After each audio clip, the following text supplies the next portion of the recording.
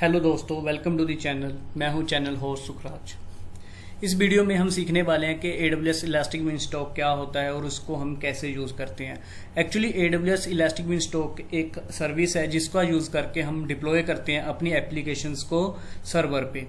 AWS elastic beanstalk को हम क्यों यूज़ करते हैं और इसके क्या बेनिफिट हम ये भी देखने वाले हैं। और इस पर्टिकुलर वीडियो में हम एक डेमो करने वाले हैं .NET कोर एप्लीकेशन के साथ। यहाँ पे हम एक वेब API को .NET की को डिप्लॉय करेंगे AWS इलास्टिक बिनस्टॉक पे।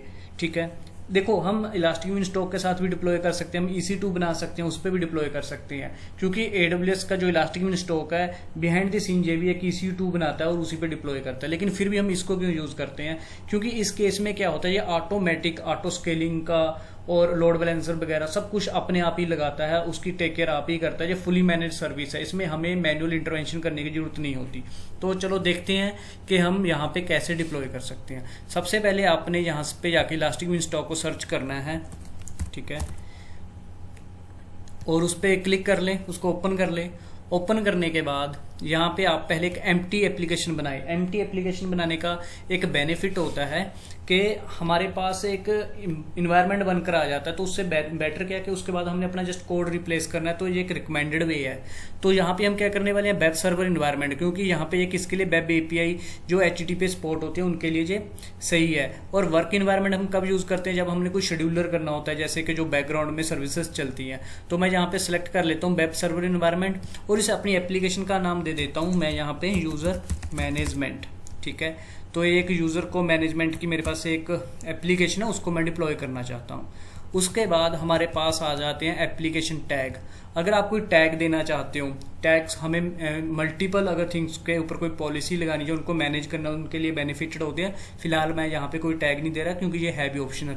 इन्वायरमेंट कौन सा, मैं बोल रहा हूँ कि ये मेरा डेवलपमेंट इन्वायरमेंट है। ठीक है, अब उसके बाद डोमेन हम खाली छोड़ देते हैं, जी अपने आप यहाँ पे एक डोमेन लगा देता है। मैनेज सर्विस, ठीक है, और प्लेटफॉर्म कहाँ पे हम करवाना चाहते हो। मैं इसको करवाना चाहता हूँ .NET कोर लिनक्स। ये देखो, ये .NET कोर के एप्लीकेशन को विंडो पे भी डिप्लॉय कर देता है, लिनक्स पे भी डिप्लॉय कर देता है। ये देखो, अगर मैं विंडो सर्वर करूंगा तो उसके लिए जो हमारा .NET क्लासिक होता है उसके लिए हम विंडो सर्वर यूज कर सकते हैं, कोर के लिए हम लिनक्स ही यूज कर सकते हैं। अब मैं क्या कर रहा हूँ, मेरी एप्लीकेशन .NET 6 में है तो मैं इसको .NET 6 सेलेक्ट कर लेता हूँ और जो प्लेटफॉर्म वर्जन है जो रिकमेंडेड आ गया मैं वही रख देता हूँ। अब क्या है, मैं यहाँ पे कोड भी अपलोड कर सकता हूँ, लेकिन मुझे कोड अपलोड नहीं करना। पहले एक सैंपल एप्लीकेशन बनानी है, उसके बाद मैं अपना कोड अपलोड करने वाला हूँ।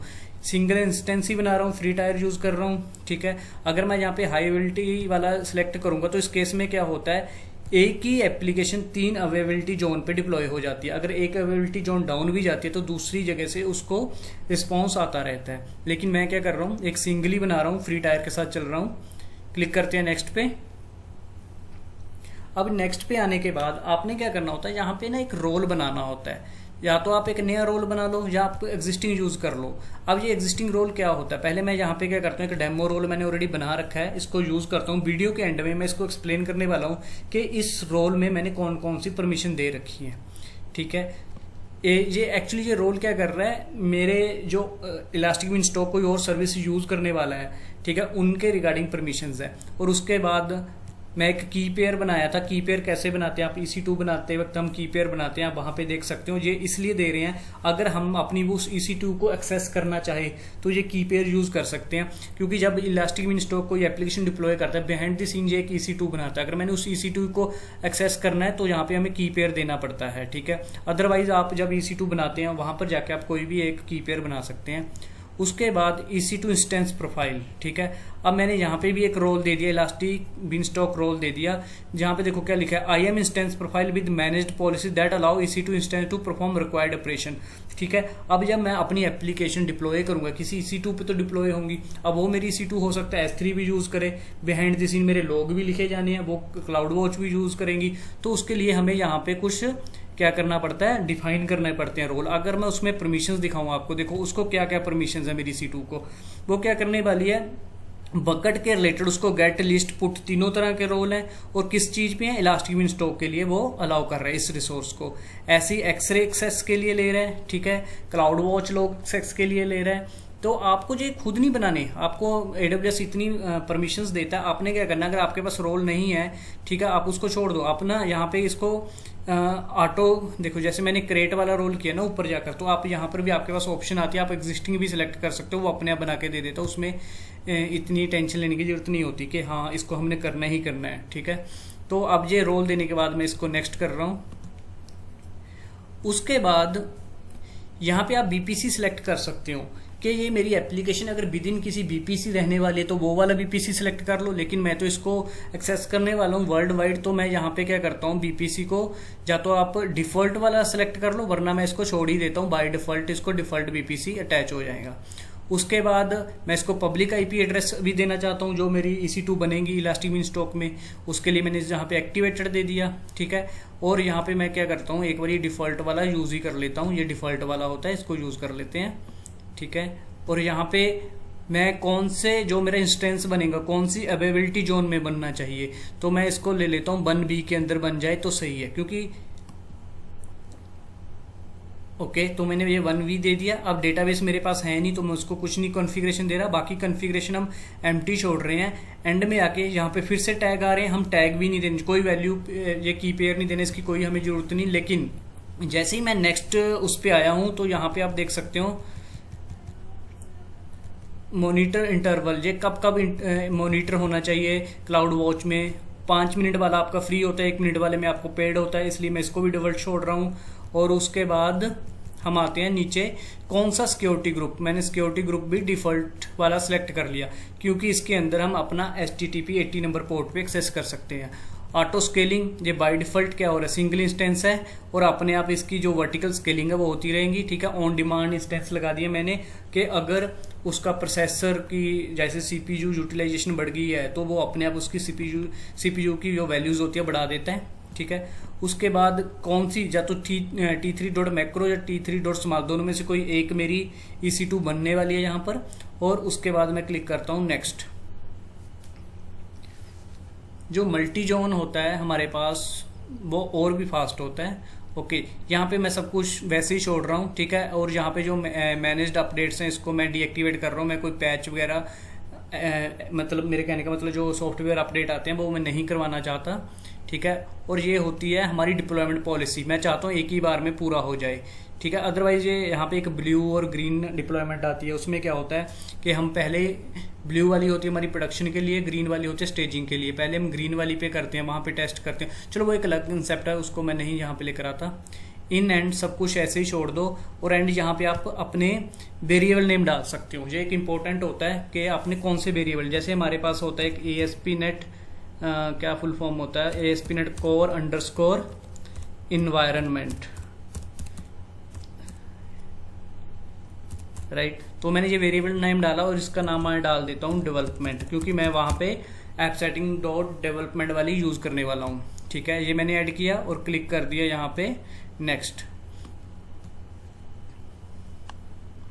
अब देखो यहाँ पे हम अपनी कॉन्फ़िगरेशन पूरी एक बार देख सकते हैं, ठीक है। और देखने के बाद हम जस्ट इस पे क्लिक कर रहे हैं सब, ये मेरी एप्लीकेशन बन रही है और इसका इन्वायरमेंट बन रहा है, तो ये कुछ टाइम लेती है, 1-2 मिनट में रेडी हो जाती है। देखो यहाँ पे जो मैं इन्वायरमेंट पे क्लिक करूँ, हमने इन्वायरमेंट नेम डेवलपमेंट दिया था और ये पेंडिंग है। अभी मैं आपको यहाँ पे एक और चीज़ दिखाता हूँ, अगर मैं EC2 के अंदर जाता हूँ, आप देखोगे मेरी डेवलपमेंट नाम की एक EC2 मशीन रेडी हो रही है, जिसके ऊपर मेरी एप्लीकेशन डिप्लॉय होंगी। लेकिन उसका इन्वायरमेंट कैसा होना चाहिए, क्या होना चाहिए, वो सब अपने आप ही टेक केयर करता है। यहाँ पे एक मशीन बनेगी जिसका नाम होगा EC2, सॉरी जिसका नाम होगा डेवलपमेंट। तो मैं एक बार वापस इलास्टिक बिनस्टॉक में आके देख लेता हूँ। यहाँ पे आते हैं, यहाँ से सीधा एक्सेस कर सकता हूँ। इलास्टिक बिनस्टॉक पे गया, ठीक है। यहाँ पे अभी ये पेंडिंग में इसकी हेल्थ ये चल रहा है। जैसे ही ये ओके होता है उसके बाद हम अपनी EC2 को भी देख सकते हैं, और आप यहाँ पे इवेंट के अंदर आके देख सकते हो waiting for EC2 instance to launch, this में टेक फ्यू मिनट। सो यहाँ पे 1 बाय 1 जो सब हो रहा है हमारे पास, एक सिक्योरिटी ग्रुप बना, वो अटैच हो गया। लास्ट इवेंट स्टॉक का ये एक हमारे पास S3 बकेट बनी, क्योंकि ये क्या करता है हमारे जो आर्टिफैक्ट्स रखता है last event stock behind the scene, वो एक बकेट में रखता है। तो उसने S3 के अंदर इस नाम की एक बकेट बना ली है। तो इसलिए बोलते हैं जब भी हम इलास्टिक बिन स्टॉक को यूज करते हैं उस केस में क्या होता है हमारी S3 भी यूज में आती है, इसलिए वहां पे हम रोल बनाते हैं और उनको परमिशंस देते हैं। ठीक है, इसको चलने दो। अभी मैं यहाँ पे एक इतनी डुप्लीकेट ओपन करता हूं, इसके अंदर मैं आपको रोल दिखाना वो ओपन करके रख लेता हूं, लेकिन पहले एक बारी हम पूरा डिप्लॉय करते हैं, बाद में हम रोल को उसको डिस्कस करेंगे। ओके, तो मेरी ये पूरी तरह जो इलास्टिक बिन स्टॉक पे हमने एप्लीकेशन डिप्लॉय करी है वो रेडी हो गई है। इस पे अब मैं इसको ओपन करता हूँ। अब यहाँ पे एक डोमेन होता है, उस पर क्लिक करो तो जो डिफॉल्ट वेबसाइट ये बनाता है, जैसे हम MVC की बनाते हैं ना .NET कोर की, विजुअल स्टूडियो में एक डिफॉल्ट बनाता है, तो ये ऐसे डिफॉल्ट बनाता है, वो अब मुझे मिल गई। अब यहाँ पर मैं अपनी वेब API डिप्लॉय करने वाला हूँ और इसके लिए मैं AWS टूल किट नहीं यूज करने वाला। ठीक है, मोस्टली AWS टूल किट से क्या होता है वो ईजी रहता है, लेकिन मैं AWS टूल किट नहीं यूज करके हम रियल जो सिनेरियो उसको समझने वाले हैं। तो अब क्या करना है, मैंने सबसे पहले मेरे पास जो वेब एप्लीकेशन है ये वाली, ठीक है, इसको मैं पब्लिश करता हूँ। राइट क्लिक करो, ठीक है, पब्लिश, और इसको आप पब्लिश पे क्लिक कर दो। ये कहाँ पे, डी पब्लिश के अंदर पब्लिश होने वाली है। तो मैं डेटा के अंदर जाता हूँ, डी ड्राइव के अंदर आता हूँ, यहाँ पे हमारे पास होना चाहिए पब्लिश फोल्डर। कहाँ पर है, okay, let me check the path. Succeed हुआ, डी के अंदर publish folder, target location. Okay, तो ये है हमारे पास डी के अंदर पब्लिश फोल्डर है। अब यहाँ पे हमने क्या करना है, इस फोल्डर को जिप करके अपलोड करना है। यहाँ पे हम क्या गलती करते हैं, हम क्या करते हैं, इस फोल्डर पे राइट क्लिक करते हैं और इसी को जिप कर देते हैं। लेकिन ऐसा करने से क्या होता है, हमारी जो इलास्टिक बिन स्टॉक पे हम अपनी एप्लीकेशन को वहाँ पे डिप्लॉय करते हैं, तो वहाँ पे क्या होता है, कुछ कमांड्स चलती हैं, राइट, तो वो प्रॉपरली एग्जीक्यूट नहीं होती, क्योंकि वो क्या करती हैं, एक हमारे पास फाइल होती है जिसका नाम होता है, ये देखो runtime.config, वो इस फाइल को देखते हैं। कहाँ पे देखते हैं, रूट डायरेक्टरी के अंदर। अगर मैं अपने पब्लिश फोल्डर को, इसको ही मान लो मैं क्या कर रहा हूँ, राइट क्लिक करता हूँ और इसको कंप्रेस टू जिप फाइल कर देता हूँ। ठीक है, तो ये जिप होगी। अगर मैं इसको अपलोड करता हूँ तो क्या हो रहा है, मेरे एक पब्लिश के अंदर दूसरा पब्लिश फोल्डर है। ठीक है, जैसे यहाँ पे है, मैं इसके अंदर आया तो मेरा रूट लोकेशन तो ये बनी, यहाँ पे तो कोई फाइल ही नहीं है, तो वो क्या करता है, प्रॉपरली काम नहीं करता। तो इस चीज को हैंडल करने के लिए क्या करना पड़ता है, या तो आप क्या करो, यहाँ पे अंदर आओ, इसके जितनी भी फाइल्स इसको कॉपी करो, वापिस इस पाथ पे रख दो। ठीक है, आई थिंक ये तो अलाउ ही नहीं करेंगे क्योंकि ये पब्लिश हो रखा, सॉरी जिप हो रखा ना।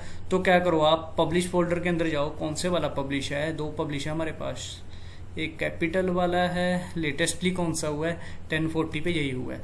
तो क्या करो, इसको सेलेक्ट करो, इन सभी फाइल्स को यहाँ पे कंप्रेस टू जिप फाइल करो। ठीक है, अब वो क्या होकर यहाँ पे आई, इसका नाम आप कुछ भी रख दो, मैं यहाँ पे पब्लिश रख देता हूँ। अब इस पब्लिश फोल्डर को अंदर पूरी फाइल्स हैं। देखो, अगर मैं पब्लिश के अंदर जाता हूँ तो मेरे रूट बनता है और यहाँ पे सभी फाइल्स पड़ी हैं। तो आपने क्या करना है, ये वाले पब्लिश का हम पाथ यहाँ से कॉपी कर लेते हैं, डी के अंदर पब्लिश है, उसके अंदर पब्लिश है, राइट। तो अब मैं कैसे डिप्लॉय कर सकता हूँ इलास्टिक बिन स्टॉक पे, तो मुझे जब अब नई एप्लीकेशन डिप्लॉय करनी है तो अपलोड एंड डिप्लॉय पे क्लिक करो, चूज फाइल करो। ठीक है, यहाँ पे हम आ रहे हैं डी ड्राइव के अंदर, तो हमारी डी ड्राइव कहाँ पे है, यहाँ पे रही डी ड्राइव के अंदर है पब्लिश फोल्डर कैपिटल वाला, और उसके अंदर एक और पब्लिश फोल्डर है। ठीक है, ये जिप वाला, इसको सिलेक्ट करो, ओपन करो, यहाँ पे सिलेक्ट हुआ और इसको आप वर्जन 1 जो भी नाम दे सकते हो, लेवल कर सकते हो, और यहाँ पे डिप्लॉय पे क्लिक कर दो। अब क्या होने वाला है, जो मेरी एप्लीकेशन को डिप्लॉय करने वाला है। ठीक है, इसमें सबसे बड़ी गलती यही होती है कि हम क्या करते हैं, जो पब्लिश फोल्डर है उसी को जिप कर देते हैं, तो इससे हमारे जो रूट का होता है ना पाथ, वो इम्पेक्ट हो जाता है। ठीक है, चलो देखते हैं, ये यहाँ पे इसने क्या कर दिया, डिप्लॉय करना स्टार्ट कर दिया। अब इस केस में क्या होता है, अगर मेरी डिप्लॉयमेंट फेल होती है तो इलास्टिक बिन स्टॉक इतना, मतलब इसके पास इतना कैलिबर है कि वे वापस जो पहले वाली एप्लीकेशन थी उसको रीडिप्लॉय कर लेता है, मतलब डाउनग्रेड कर देता है कि जहां पे मैं पहले था वहां पे वापस ले आता। अगर हम अपना EC2 बना के करें तो ऐसा नहीं होता। ठीक है, तो इलास्टिक बिन स्टॉक का ये भी एक हमारे पास बेनिफिट है। ठीक है, देखो जो हमारे पास S3 बना वो भी इसने अपने आप बनाया, जो रोल वगैरह बनाने थे S3 से रिलेटेड वो भी मैनेज कर लिए, अदरवाइज वो सब कुछ हमें करना पड़ता। ठीक है, जितने ये रेडी हो रहा है इन्वायरमेंट पे क्लिक करो, देखो जो इन्फो के अंदर है मतलब वो डिप्लॉय हो रहा है। मैं क्या करने वाला हूँ, हमने क्या करा था यहाँ पे EC2 भी देखा था, EC2 को एक बार देखूँ आपको दिखाने वाला हूँ।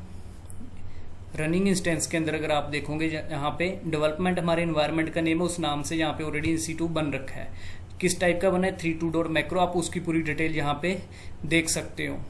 ठीक है, उसको कौन सा IP एड्रेस असाइन है, पब्लिक IP ये है। आप यहाँ पे एक्सेस करना चाहोगे तो देखते हैं होता है या नहीं, क्योंकि अगर आप EC2 पे बनाओगे आई थिंक यहाँ पे नहीं होने वाला, क्योंकि सिक्योरिटी ग्रुप में यहाँ पे इसको निगलेक्ट किया होगा 80 नंबर पोर्ट के लिए। आई डोंट थिंक सो ये होने वाला है। चलो एक बार हम यहाँ पर आते हैं वापस, ये भी चल रहा है हमारे पास, अभी रिफ्रेश कर लेते हैं। देखो हेल्थ ओके हो गया, तो दोबारा क्लिक करता हूँ। अब देखते हैं, इस पे जाता हूँ मैं, अब देखते हैं ये देखो पुराने वाला आ रहा है, right. I think something is happened, let me check.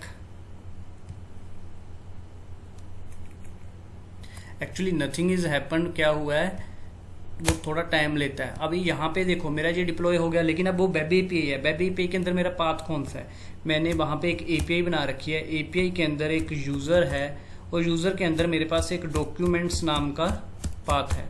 अब मैं इस पे जाता हूं तो मुझे उसने डॉक्यूमेंट्स रिटर्न करा। अगर मैं आपको कोड के अंदर दिखाऊं, देखो मेरे यूजर कंट्रोलर के अंदर रिटर्न डॉक्यूमेंट्स हो रहा है। ठीक है, तो मतलब हम एक्सेस कर पा रहे हैं। अब हम इसको भी देख लेते हैं, होम के अंदर अगर गेट डेटा को हिट करे तो क्या होता है। ठीक है, यहाँ पे है हमारा होम और यहाँ पर है हमारे पास गेट डेटा। इसको ट्राई करते हैं एक्सेस करने का। देखो होम गेट डेटा, ये हमारा रिजल्ट कहाँ से आ रहा है, development.eb है। मतलब ये पूरा क्या बना है, ये इलास्टिक विंस्टॉक का हमें एक URL बनकर मिला है, जो डोमेन नेम मिला, वहां से हम इसको एक्सेस कर पा रहे हैं। तो this much is easy right, के अगर हम कोई अपनी एप्लीकेशन अपलोड करवाना चाहते हैं इलास्टिक विंस्टॉक के थ्रू, बस उसमें ये सबसे बड़ी दिक्कत यही आती है कि हमें जो पब्लिश करना होता है ना फोल्डर के पब्लिश के अंदर के कंटेंट को दोबारा से पब्लिश करना है, ताकि जैसे हम जो हमारा जिप फोल्डर उसको ओपन करें तो डायरेक्ट हम अपनी फाइल्स देख सके। अदरवाइज अगर हम ऐसे ही ये वाले फोल्डर को पब्लिश वाले को, जो मेरा ये सबसे नीचे पड़ा है, इसको कर दूं तो बड़ी प्रॉब्लम आएंगी, क्योंकि उसको रूट के ऊपर सिर्फ एक खाली एक फोल्डर मिल रहा है, बाकी कुछ भी नहीं है। ठीक है, अब हम समझते हैं जो मैं बात कर रहा था रोल की। ठीक है, तो हम यहाँ पे IAM पे आते हैं। मैंने बनाया था एक डेमो रोल बना रखा है, तो वो क्या, उसको क्या परमिशंस थी। देखो मैंने जो डेमो रोल बनाया था उसके पास मेरे पास कुछ परमिशंस थी। कौन सी परमिशंस थी, तो एक रोल बनाया मैंने, उसको क्या करा मैंने, इलास्टिक विंस्टॉक के रिलेटेड परमिशंस दी हैं, जिसके अंदर managed update customer role policy and AWS elastic beanstalk enhanced health, ये दो पॉलिसी अटैच करी उस रोल को। और मैंने क्या कर दिया, ये रोल कौन यूज कर सकता है, अगर आप ट्रस्ट रिलेशनशिप के अंदर आओ, ये रोल कौन यूज कर सकता है, ये एक इलास्टिक विंस्टॉक यूज कर सकता है। क्या अलाउ कर दिया, सब कुछ इलास्टिक विंस्टॉक के रिलेटेड सब कुछ अलाउ कर दिया, और इस रूल को यूज कौन करेगा, इलास्टिक विंस्टॉक सर्विस। और मैंने जब इलास्टिक विंस्टॉक की सर्विस बना रहा था वहां पे ये वाला रोल उसको अटैच कर दिया था, तो इट मींस इसने वो वाला रोल, अब मेरी इलास्टिक विंस्टॉक के जो एप्लीकेशन बनी थी उसके पास क्या क्या एक्सेस थे, ये वाले एक्सेस थे। तो ये एक्सेस हमें देने पड़ते हैं कि इलास्टिक विंस्टॉक जो इंटरनली जितना भी उसने अपना मैनेज करना है वो अपने आप करता है। अदरवाइज अगर हम EC2 पे अपने आप से बना के करो तो ये सब हमें खुद मैनेज करना पड़ता है। ठीक है, आपने क्या करना है, एक रोल बनाना है, उसके अंदर AWS elastic beanstalk enhanced health और ये वाले दो अटैच करने हैं, और जब हम अपना इन्वायरमेंट बनाते हैं वहां पे उस रोल को अटैच कर देना है। और हमारे पास एक और रोल था, उसका नाम था I think EBL, let me search for that as well.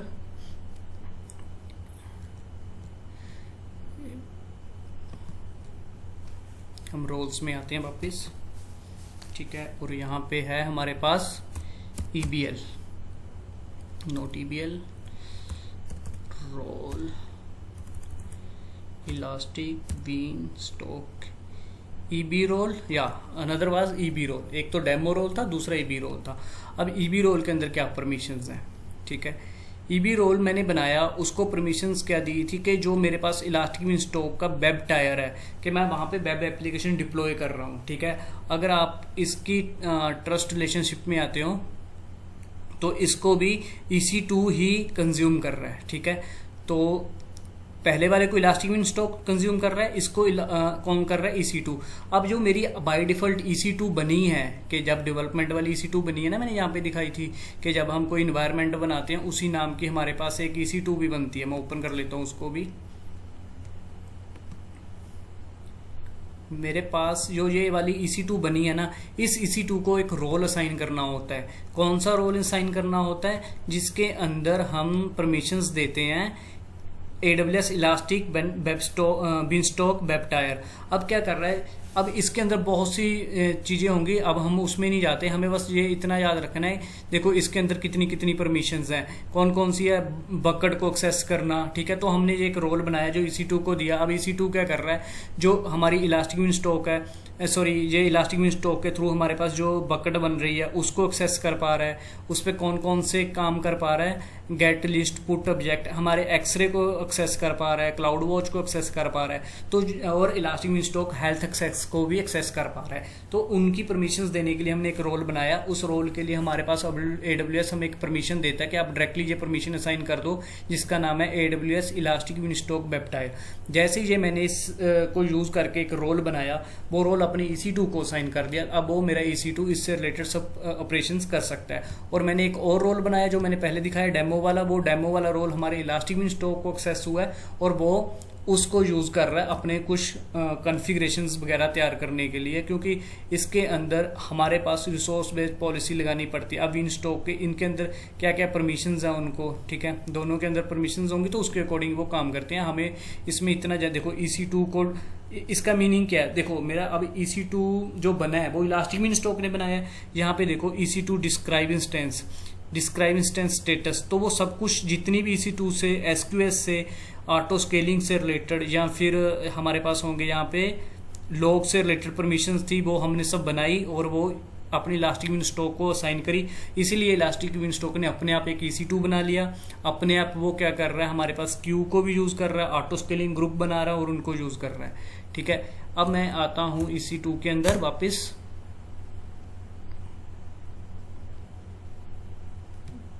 यहां आते हम,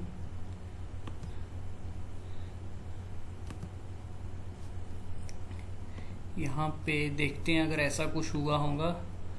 देखो ऑटो स्केलिंग ग्रुप, ये ऑटो स्केलिंग ग्रुप किसने बनाया है, ये भी अपने आप हमारे इलास्टिक विंडस्टॉक ने बनाया है।